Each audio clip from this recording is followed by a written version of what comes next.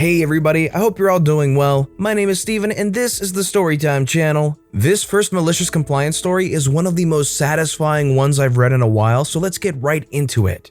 Written by Spamjunkthrowaway, delivery driver can't park on your driveway? To explain, I work for a national wine retailer mainly as a delivery driver. We offer free delivery straight to your door when you order from our store. In the before times, this meant maybe 10 deliveries every few days to our local encatchment, as most people purchased in store. However, because we have been shut to customers for the last few months, it meant between 30 to 40 deliveries per day, 6 days a week. On to the customer. Let's call her Susan. Susan orders regularly, a bit too regularly, and has made it abundantly clear to both our drivers, our store manager, our customer service team, and HQ that we are unequivocally not allowed to maneuver onto her driveway during deliveries. Her house is at the end of a cul-de-sac with a driveway technically shared between 5 houses as a sort of branching design, so it's quite away from the main road. I had the pleasure of delivering during a particularly stormy day. The wind was driving the rain sideways, instant flash flooding across the country.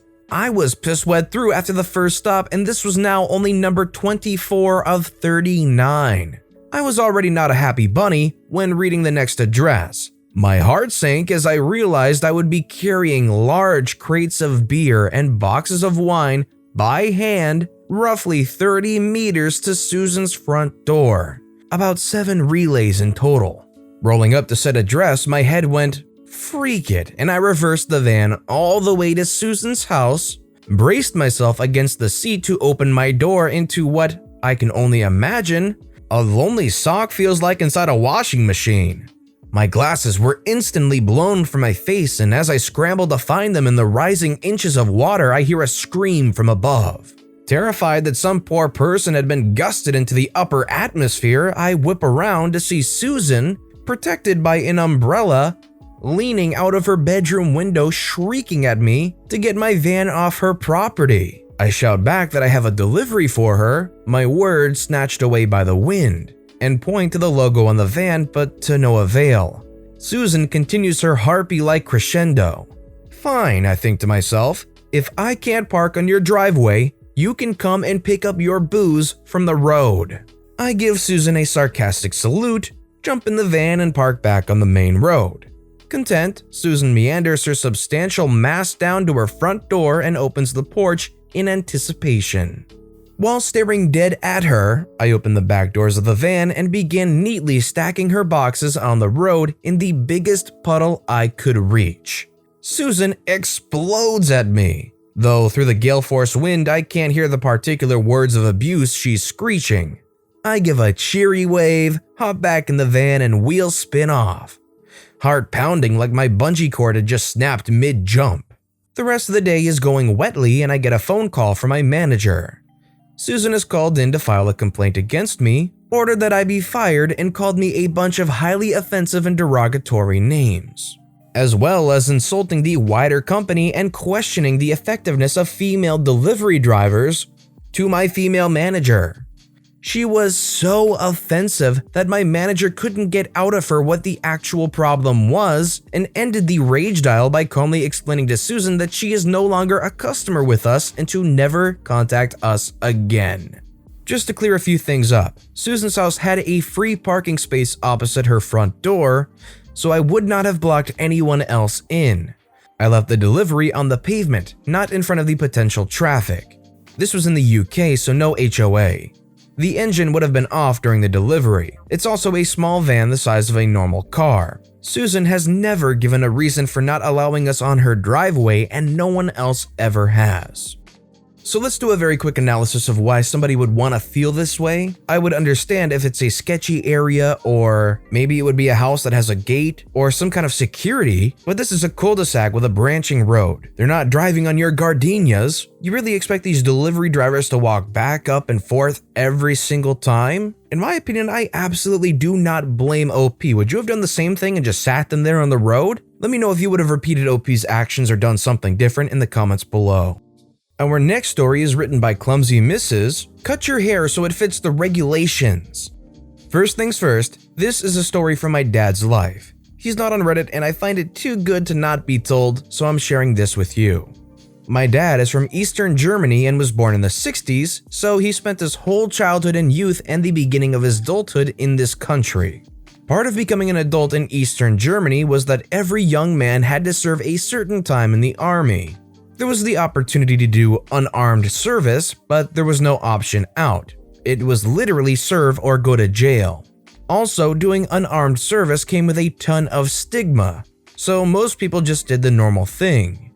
Since my dad wanted to study theology and become a pastor, he absolutely was against the system he lived in.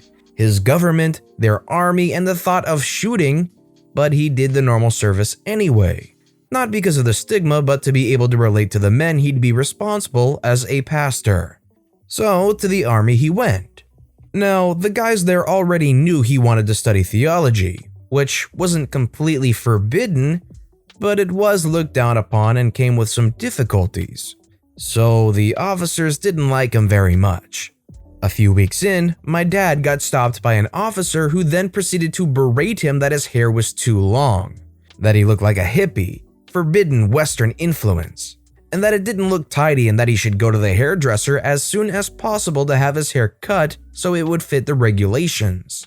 Dad didn't argue, although his hair wasn't really too long. He just asked for a copy of said regulations so he could make absolutely sure that his next haircut would fit. They gave him one. Standard was that the soldiers had a normal-looking haircut so they wouldn't look like the soldiers of enemy number one, the USA. This was in the 80s, so Cold War and everything. However, that wasn't specified in the regulations. The regulations only specified a maximum length for the hair of the soldiers and a certain distance around the ears that should be hair-free. And of course, my dad noticed that. He went to the hairdresser as soon as he could, told them how much space he needed clear around his ears, and then told them to give him a buzz cut. A short buzz cut. Like an American soldier. They hesitated at first, but they did it and my dad put his hat back on, returned to his army base. The officer who had told him to get a haircut was pleased. Until my dad took off his hat. It must have been glorious. He and every other officer on the base was absolutely furious, but they couldn't do anything. Couldn't punish him, couldn't make him grow his hair back, nothing. The haircut fit the regulations to the letter, and my dad is a stubborn man. So he spent the rest of his service time walking around the army base looking like an American in the wrong uniform. Honestly, I kind of feel bad for anybody that's forced to do military stuff like that obviously don't want to do it. If you want to, that's fantastic, and honestly, I applaud you because it takes some incredible people to want to do that stuff. But then you hear stories like this where all the dude wants to be is a pastor and he has to do the military service, which goes against his beliefs and ends up in all these other situations where it's not ideal for them. It took a lot of fortitude and patience out of this dude, so I think this man is an impressive guy. Our next story is by NightmareCarebear. If you want your day to be a little better, debt collectors. I have a stressful job in a homeless shelter, and when people ask me how I can keep doing what I'm doing, I tell them this story. A little explanation is required, please be patient. The way debt collection works where I'm from is like this. Customers don't pay bill, companies sell debt to debt collectors to get their money, debt collectors buy the debt and charge the customers interest, basically taking the headache off the company's hands. So every once in a while, I have debt collectors call my shelter asking for one of my clients. This is how the conversations usually go. Hi, is so-and-so there? I'm sorry, I can't release the information of whether someone is here or not. Can I take a message? My clients are protected under the Public Health Information Act, or PHIA, so I can't release confidential information unless there's a court order. Debt collector, who has probably heard every excuse in the book and thinks I'm lying to avoid them, starts to give me attitude. No thank you. You can't tell me if so-and-so is there? No, I can't. People are protected under PHIA here. PHIA? At this point, I know who they are and don't offer up information. I make them do all the work.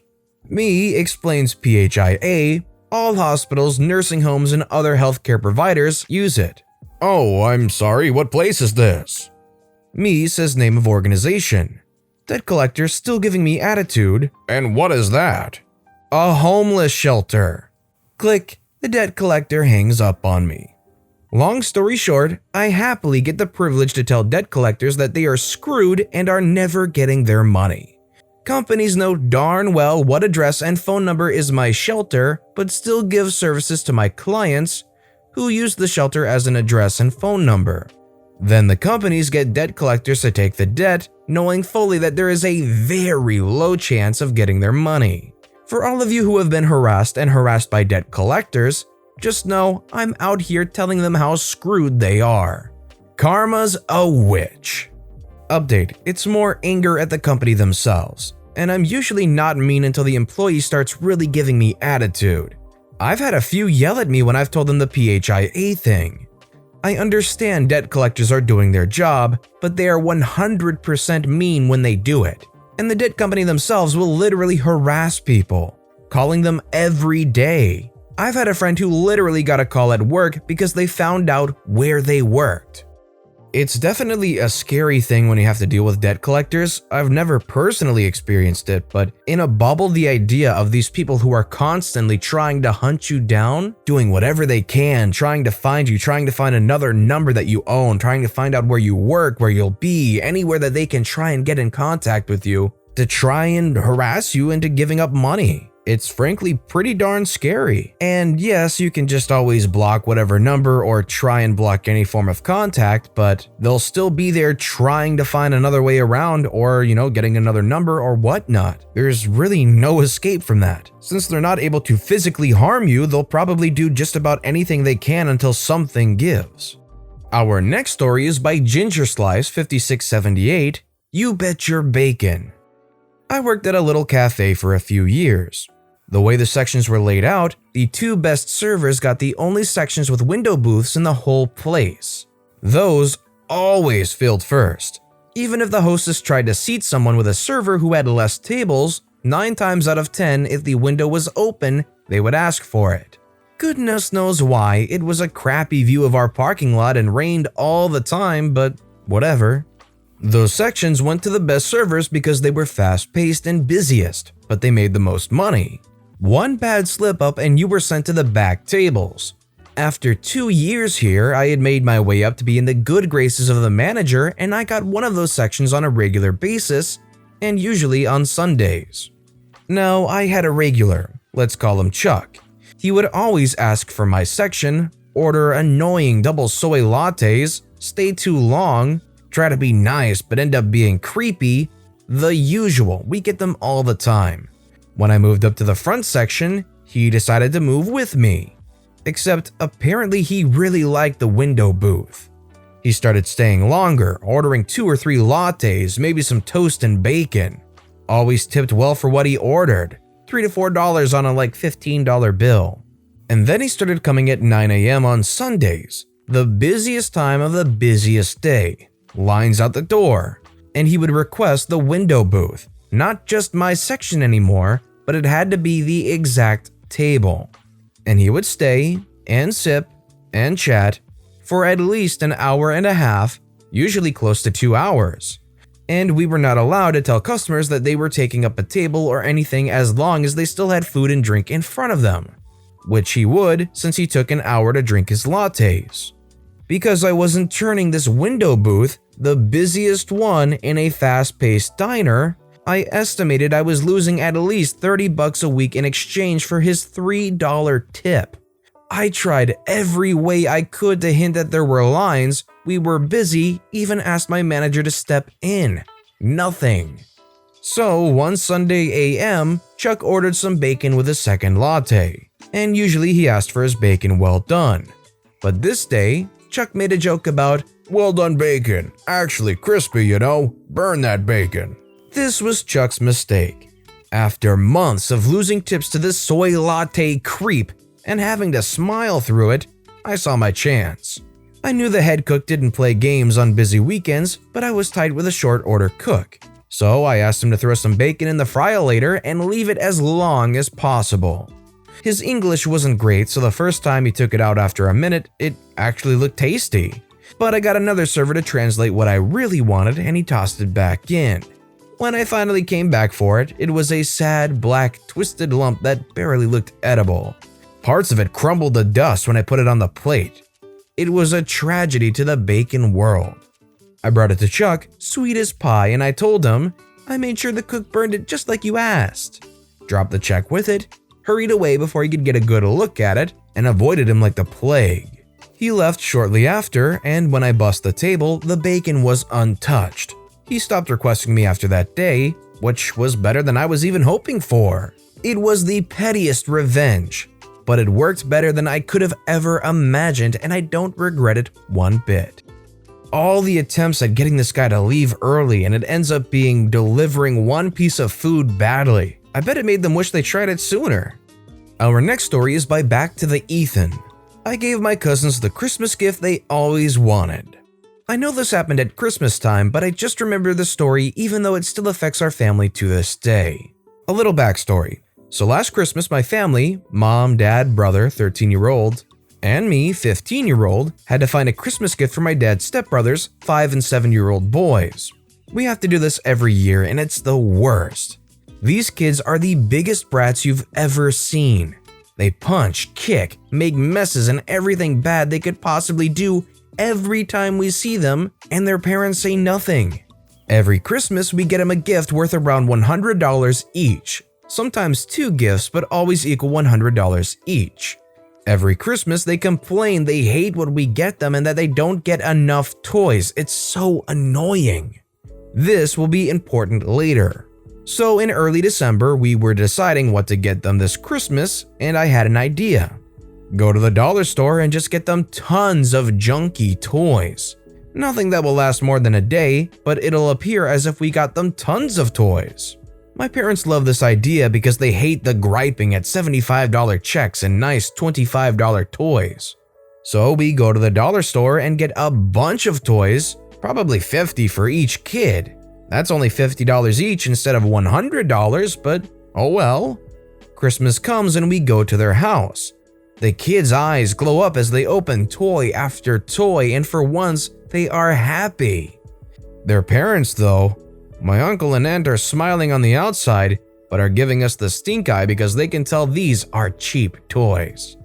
Lately, I brought this up to laugh about at my family's dinner table, no extended family obviously, and my parents said, "Oh, that wasn't funny. Aunt X and Uncle X were pretty annoyed at us and still are."